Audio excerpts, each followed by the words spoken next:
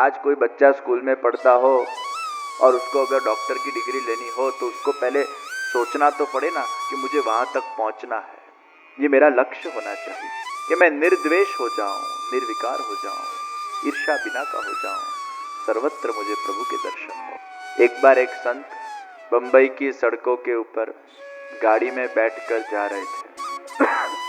बरसात पड़ा हुआ था और बंबई में यहाँ भी आपने देखा होगा कि जब बरसात पड़ती है तो हमारी इंडिया की ड्रेनेज व्यवस्था इतनी खराब है कि वो खाड़े खुचड़े के अंदर पानी भर जाता है। और जब वो पानी भर जाता है तो आपको बहुत केयरफुल रहना पड़ता है कि अगर कोई गाड़ी अगर फुल स्पीड में जाए तो उसके छींटे आपके कपड़े को भी बिगाड़ सकते हैं। तो हुआ ऐसा, बरसात पड़ी हुई थी, पानी सब जगह भरा हुआ था।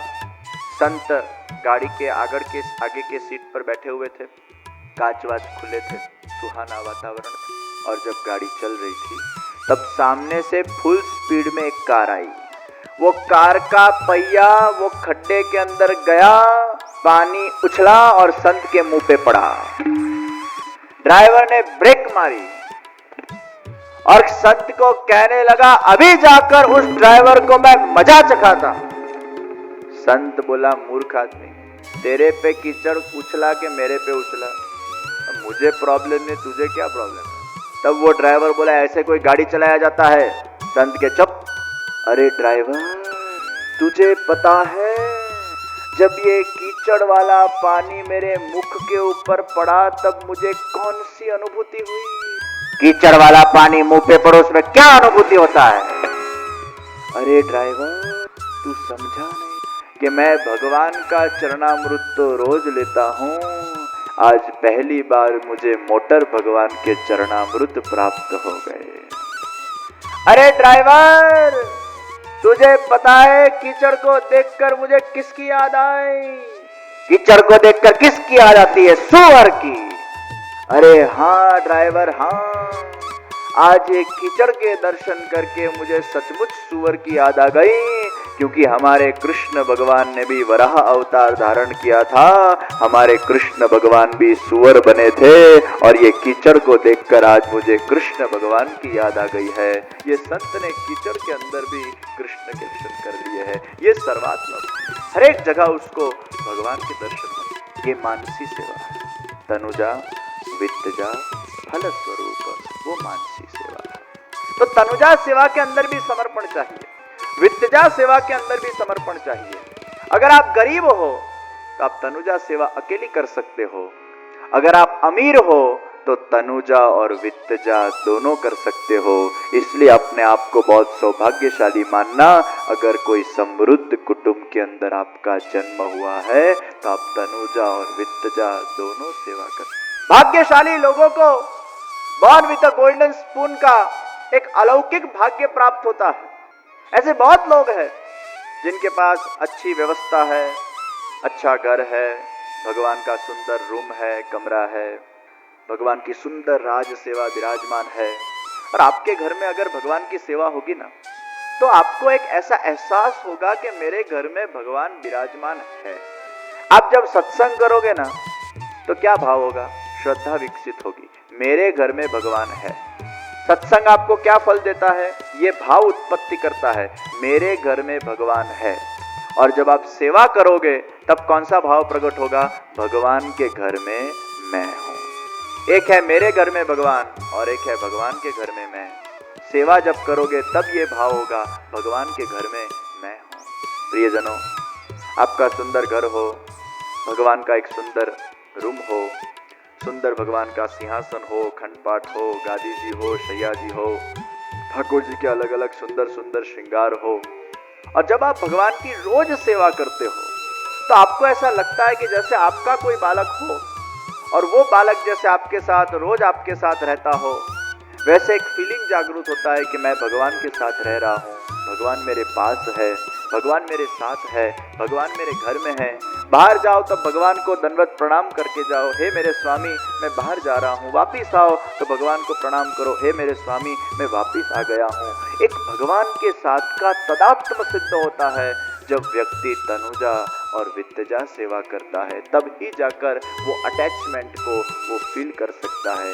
अन्यथा अगर आपके पास बहुत पैसा भगवान ने दिया है, तो runway is ready, airport is ready, you just have to take off the plane in the world of spirituality. सब कुछ आपके पास तैयार पड़ा है, बस आपको रनवे पर जाकर केवल टेक ऑफ करना है। प्रियजनों, भाग्यशाली लोगों को ही एक समृद्ध कुटुंब। पूर्णमल क्षत्रिय ने विद्या सेवा भगवान की है और अच्छे कुटुंब के अंदर उसका जन्म हुआ है, बड़ी संपत्ति का वो हकदार बना है, और स्वप्न के द्वारा भगवान ने आज्ञा की कि तेरी संपूर्ण संपत्ति वो तेरे खुद के लिए नहीं है, लेकिन वो मेरे लिए है। तू वो संपत्ति का मेरे मंदिर को बनाने के लिए उपयोग कर। पूर्णमल क्षत्रिय दौड़ कर आया है और उसने भगवान का जयदीप्यमान सुंदर मंदिर का निर्माण किया। भगवान अपने मन की इच्छा आपको कैसे कहते हैं? तो स्वप्न के माध्यम से भी कहते हैं। स्वप्न शास्त्र है पूरा, आपको पता होगा स्वप्न शास्त्र। वो स्वप्न शास्त्र के अंदर क्या कहा जाता है कि अगर आपको बुरा सपना आए वो अच्छा, और अच्छा सपना आए वो बुरा। जैसे कई लोग सपने के अंदर देखते हैं कि वो खुद मर रहे हैं, मौत हो रही है, अपने डेड बॉडी को देखते हैं, अपनी अर्थी उठती है, उनका अग्नि संस्कार होता है, रात को सोते सोते फील करते हैं कि मैं जल रहा हूँ, फिर सुबह आँख खुलती है, फिर लोग को कहते बहुत भयानक सपना देखा। क्या देखा? मैं मर गया।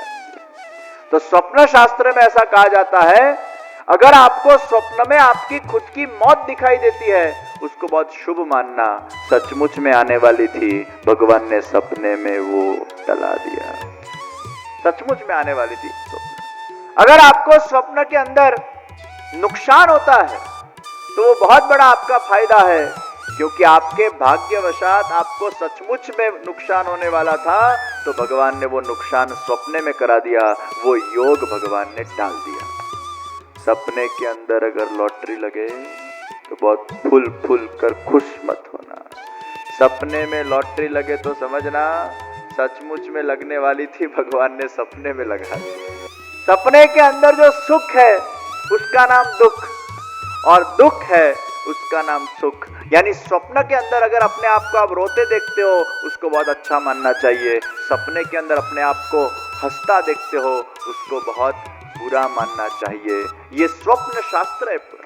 तो फिर एक बात भी मुझे कहने लगा कि सपने में भूतड़ा दिखे वो तो अच्छा ना, उसको भगवान समझना चाहिए ना, सचमुच दिखने वाले थे, भगवान ने सपने में दिखा दिए। मैंने कहा मूर्ख आदमी, बदी जगह एक लाकड़ी थोड़ा सिद्धांत हकाता होता है। सपने में भूत प्रेत दिखना ये अच्छी बात नहीं है, उसको फिर अपोजिट मत कर देना कि सचमुच दिखने वाले थे, सपने में दिखा दी भगवान। स्वप्न के अंदर भगवान के दर्शन होना ये बहुत उत्तम बात है। तो भगवान के दर्शन स्वप्न के अंदर होने ये बहुत बड़ी भगवान की कृपा है। कई बार भगवान हमें स्वप्न के माध्यम से आज्ञा करवाते हैं, कुछ कहते हैं। एक बहन ठाकुर जी की सेवा कर रही थी तो भगवान को जारी भरना भूल गई। ये सत्य घटना, हमारे ही पहचान वाले हैं। फिर जारी भरना भूल गई तो रात को जब सो गई तो रात को ठाकुर जी ने सपने में उसको लात मारी। ऐसी लात मारी कि उसको ऐसा फील हुआ कि उसको सचमुच किसी की लात लगी। अब उस वक्त उसको सचमुच किसी की लात लगी थी, लेकिन उसको ऐसा सपना आया कि भगवान ने मारी।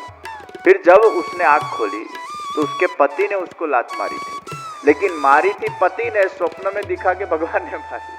तो पति की लात को भगवान ने ऐसा अच्छा ऑर्गेनाइज कर दिया कि उसको लगा मैंने मारी, और लात मारकर भगवान ने उसको कहा कि तू मेरी जारी भरना भूल गई है। फिर वो दौड़ती दौड़ती सचमुच भगवान के मंदिर में गई तो सचमुच जारी नहीं भरी थी। तो भगवान ने स्वप्न के माध्यम से उसको आज्ञा की। कई बार भगवान हमें स्वप्न के माध्यम से कुछ जताते हैं, कुछ कहते हैं। अगर आपके स्वप्न के अंदर आपको भगवान दिखते हैं, बहुत शुभ मानना। अगर स्वप्न के अंदर आपको तीर्थ दिखता है, बहुत शुभ मानना। अगर स्वप्न के अंदर आपको गैया दिखती है, बहुत शुभ मानना। अगर स्वप्न के अंदर आपको कोई महोत्सव दिखता है, बहुत शुभ मानना। अगर स्वप्न के अंदर आपको सत्संग मिलता है, बहुत शुभ मानना। स्वप्न के अंदर गुरु के दर्शन होते हैं, बहुत शुभ मानना। स्वप्न के अंदर सज्जन या सद्भगवदीय के दर्शन होते हैं, बहुत शुभ मानना। ये सब शुभ संकेत है। इसका ये प्रमाण है कि भगवान ने आपकी सेवा, आपका सत्संग कहीं न कहीं स्वीकार किया है। एक बहन थे, उनको सपने में भगवान रोते हुए दिखते थे, और नंद महोत्सव का प्रसंग था। फिर नंद महोत्सव के बाद मुझे मिलने आए कि मुझे ऐसा कुछ क्यों होता है कि भगवान रो रहे, भगवान रो रहे, भगवान रो रहे हैं। तब मैंने उनको पूछा, आपके घर ठाकुर जी पुष्ट होकर विराजमान है? वो बोले, नहीं। आपने कभी भी ठाकुर जी को पुष्ट करने की इच्छा मन के अंदर प्रकट की थी? मुझे बोलने लगे, हाँ, मैं रोज ऐसा सोचती हूँ कि कब मैं भगवान को पुष्ट करके पधराऊं, पर मेरे मन में भय लगता है कि मैं भगवान की सेवा कैसे कर सकूंगी। मैंने कहा, ये भय को आप निकाल दो। उनके घर ठाकुर जी पुष्ट होकर विराजमान हुए और फिर दूसरे ही दिन उनको भगवान के खिलखिलाहट हंसते हंसते दर्शन आए। यानी भगवान उनके घर पधारने के लिए रो रहे थे और जब भगवान घर में पधार गए, भगवान जोर जोर से हंसने लगे।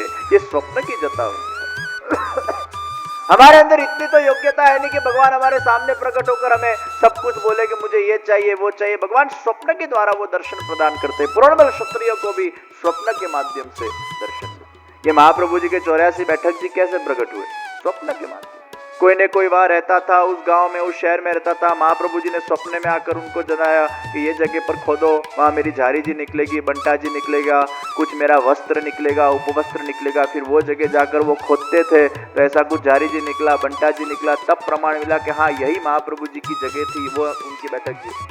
तो अधिकतर जो 99% बैठक जी प्रकट हुई वो ऐसे महाप्रभु जी के द्वारा स्वप्न में उनको बताया गया।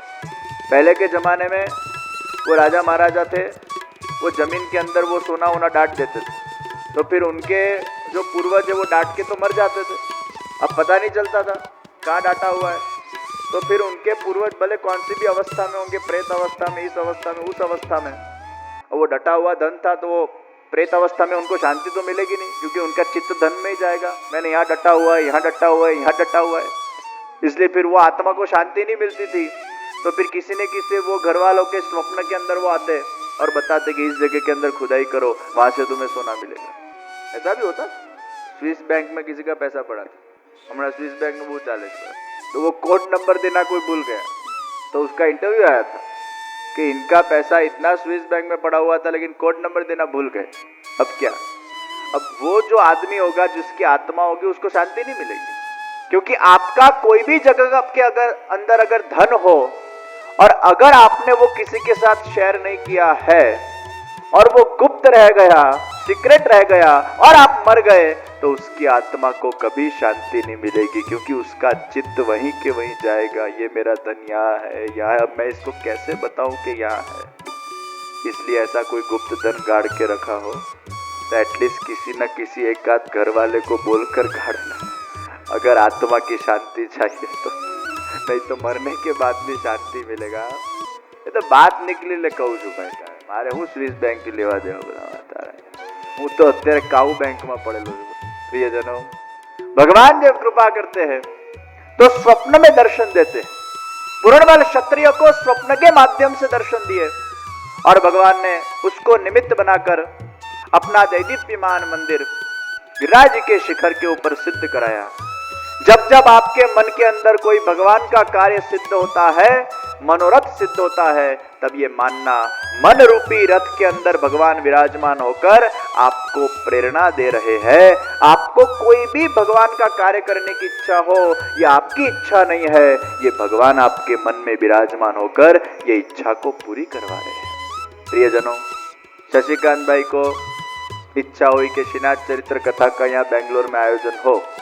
फिर हमारे राठी जी वगैरह वगैरह, यहाँ सब कार्यकर्ता, हमारे गोपी बेन, ये सब महिला साथ में जुड़ी। पर ये मन में इच्छा को प्रकट करने वाला कौन?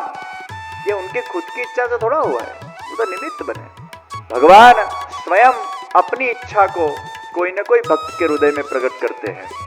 फिर यहाँ मुख्य यजमान बने, का नाम भूली जाऊँ सर, प्रवीण भाई। हाँ, हमारे प्रवीण भाई, इनको इच्छा हुई कि ऐसे आयोजन के अंदर मैं मुख्य यजमान के रूप, ये इनकी इच्छा थोड़ा है, ये भगवान ने पहले से नक्की करके रखा होता है कि बैंगलोर में जब मेरी कथा होगी तब ये व्यक्ति निमित्त बनेगा, इतने कार्यकर्ता उसमें जुड़ेंगे, ये व्यक्ति उसका यजमान बनेगा। ये सब भगवान ने पहले से प्लान किया हुआ होता है। भगवान का कोई भी कार्य हमारी शक्ति से, हमारे सामर्थ्य से, हमारी इच्छा से वो कभी भी पूरा नहीं होता है। ये भगवान ही हमें निमित्त बनाते हैं, क्योंकि भगवान खुद तो आके बोलेंगे नहीं, कहीं न कहीं कोई न कोई भगवदीय के मन में वो इच्छा स्वरूप भगवान प्रकट हो जाते हैं और वो इच्छा स्वरूप भगवान अपनी कृपा से वो कार्य को साकार करते हैं।